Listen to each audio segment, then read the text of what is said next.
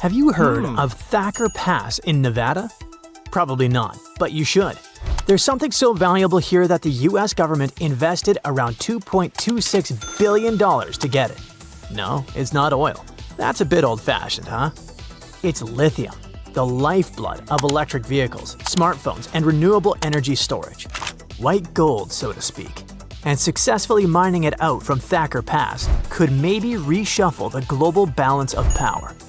But first of all, why here? Why Thacker Pass? Well, it sits on the edge of something called the McDermott Caldera. Millions of years ago, a supervolcano blew. The ground collapsed into a giant crater. Over time, water collected inside it, forming a shallow lake. Volcanic ash and rock from the surrounding cliffs slowly eroded into the lakebed, carrying with them all kinds of minerals, including lithium. As the lake dried up, those minerals stayed behind, building up thick layers of lithium-rich clay. And for decades, it just sat there, untouched. But now, with interest in electric vehicles being at an all-time high, this area in Nevada has suddenly become one of the most important pieces on the energy chessboard. Lithium ions are tiny, fast, really good at carrying electric charge inside a battery. Think of it like a game of ping pong happening in there. When you charge your phone or laptop, lithium ions zip from one side of the battery to the other. When you use your device, they bounce back the other way, creating the power that keeps your screen glowing. But the best part is that this process can go on for a very long time. Sometimes 15 years or even longer. That's why lithium is perfect for things we charge over and over, like smartphones, laptops, electric cars, and even huge power grids. Other metals? They're often heavier, slower, or wear out faster. Lithium's lightweight, fast-moving nature and incredible efficiency make it the go-to choice for our modern, always-on world. Right now, the world can't get enough lithium. Thanks to the electric vehicle boom and the global push for clean energy, demand is skyrocketing. In just the last year, global lithium use jumped by nearly 25%, and the curve is only going up. By 2030, demand could quadruple, and it's only going up from there. Electric vehicles are driving most of this. Around 85% of all lithium produced ends up in batteries, mostly for EVs. And with gas cars on the way out, every automaker is scrambling to lock in their lithium supply. But it's not just cars. We also need lithium for smartphones, laptops, smartwatches, tablets, power tools, drones, and backup power storage for homes and cities. No more stretching long cables over your yard as you mow your lawn. And let's not forget battery farms being built next to solar and wind farms. All of them rely on lithium to store excess energy when the sun isn't shining or the wind isn't blowing. So the problem is, we're going to need a lot more lithium than we're currently producing. But that's not the only issue. Even if a country has lithium in the ground, that doesn't mean it controls the battery supply chain. Mining is just the first step. Then, lithium has to be processed into battery-grade material. And right now, China dominates that stage, refining around 70% of the world's supply. When the US, Chile, or Australia digs it up, it often ends up in Chinese facilities before reaching a battery factory. That's a strategic weak spot. If global trade gets disrupted because of geopolitics, shipping, or any other reason, the whole clean energy transition slows down. It's kind of like growing our own coffee beans but needing someone else to roast and brew them. You're still dependent, just at a different point in the process.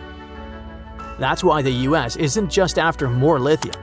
It wants the entire process, from mining to battery production, to happen right here at home. And Thacker Pass could be a big piece of that puzzle. With a $2.6 billion loan from the federal government, this isn't just a mining site. It's a test run for bringing important energy operations back to the US. If it goes well, America won't just be catching up, it might be in the game at full speed. So, what makes Thacker Pass different from other lithium sources? One word: clay. Most lithium comes from hard rock mines in Australia or salty brine fields in South America. Those methods are well established.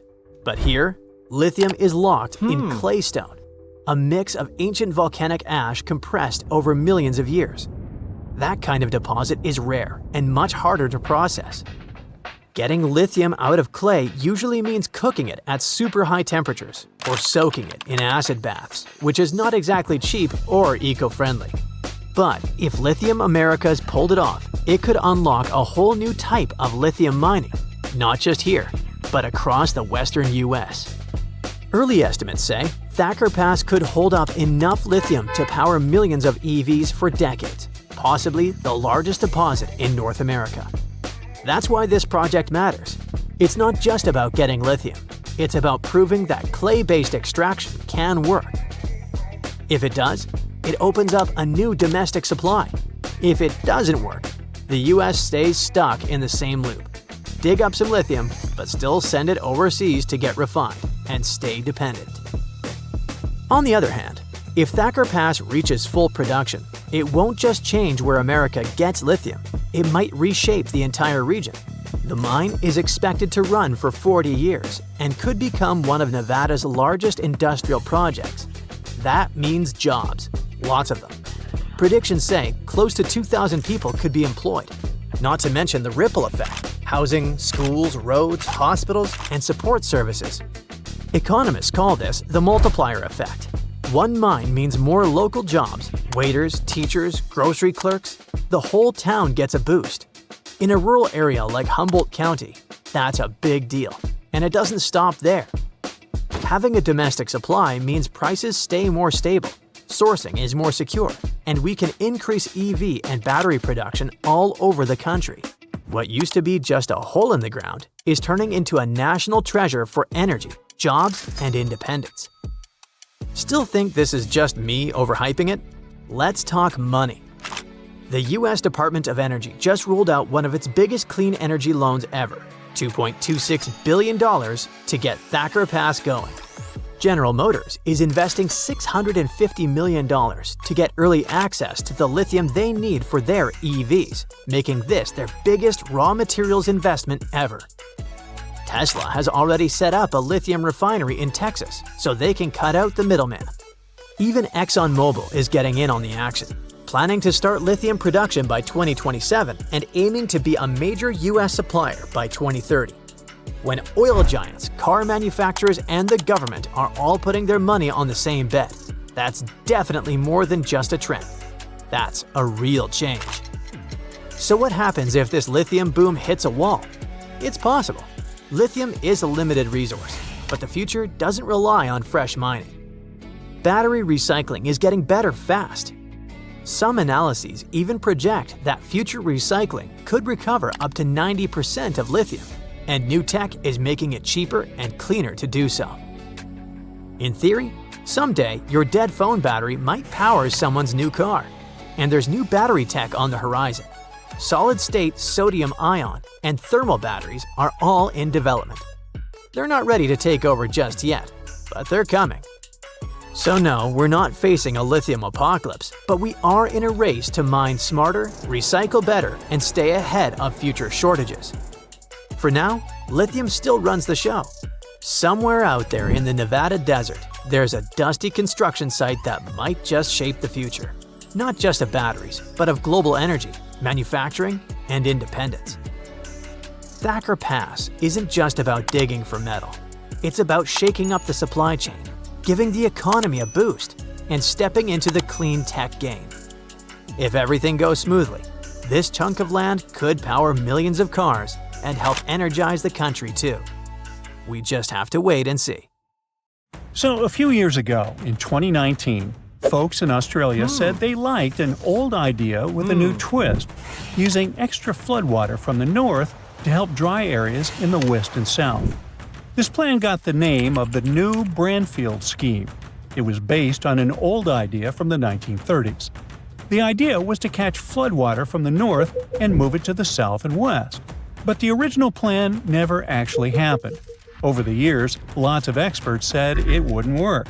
They thought it was too expensive and too tricky to build, even though it could potentially help fix drought problems in dry parts of Queensland. The original idea appeared a long time ago, when an engineer named John Bradfield got a big idea. He wanted to take floodwater from rivers in northern Queensland and send it inland to Lake Erie, one of the driest spots in Australia. He planned to use dams, pumps, really big pipes, and even tunnels to transport all that water over the Great Dividing Range, a big mountain range in Australia. The biggest dam would have been called Hell's Gate, and Bradfield wanted it twice as tall as what it was originally planned.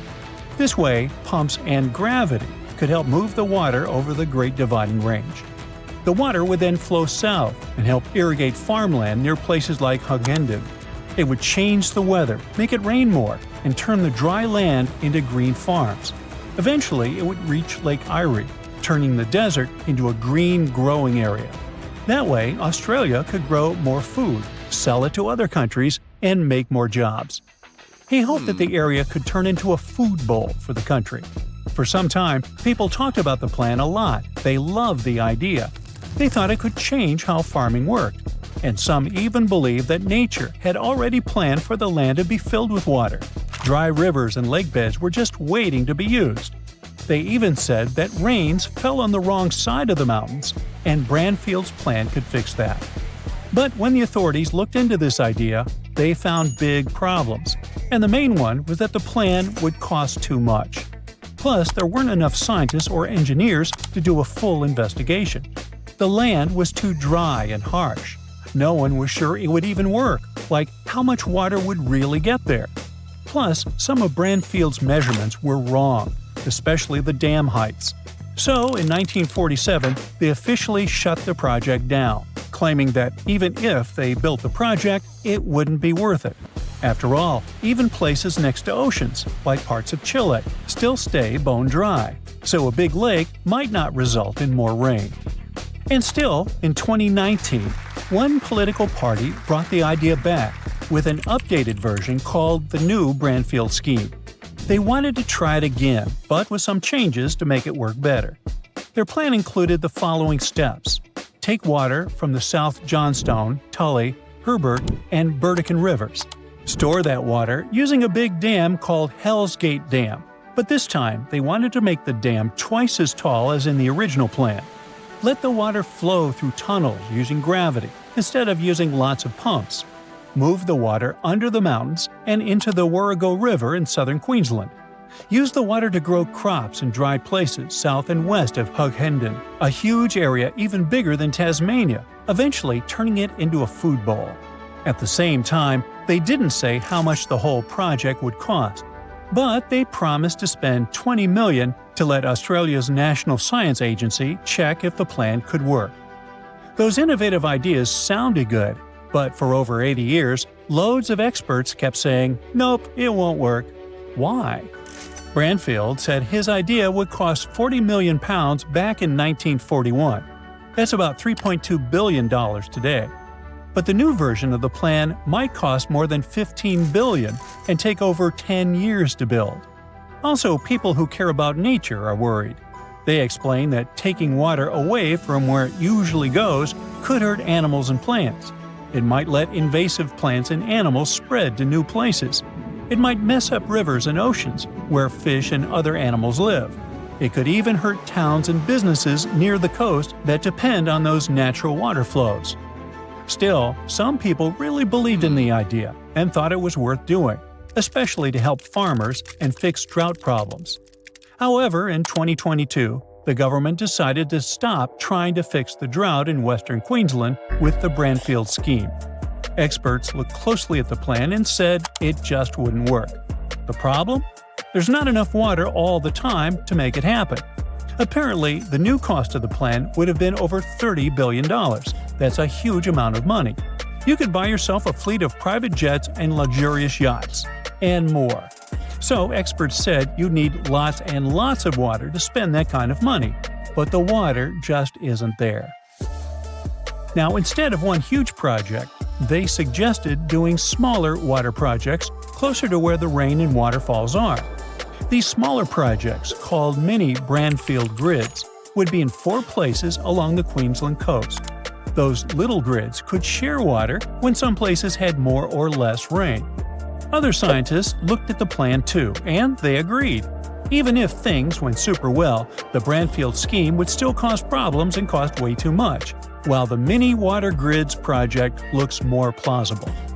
They think the dry parts west of the mountains will do better without the full-scale Bradfield scheme. There are easier and cheaper ways to help those places grow and get water. So the big plan was dropped, and now they're looking at smarter, smaller ideas to help with water and farming. And the matter is quite urgent. Australia is a super dry place, one of the driest places people actually live in. When there's a drought, there's not much water around. That means farms don't grow as much food, and that can cause a lot of problems. In the future, droughts are likely to happen more often and be worse. That's why it's necessary to start getting ready now. Experts are working on something called the Drought Resilience Mission, trying to figure out how to deal with droughts better in the future. One of them looked at how much droughts actually cost Australia. His research shows that droughts can hurt a lot of things – farms, jobs, towns, and even the whole country. When there's no rain for a really long time, some towns can actually run out of water. That's called day zero.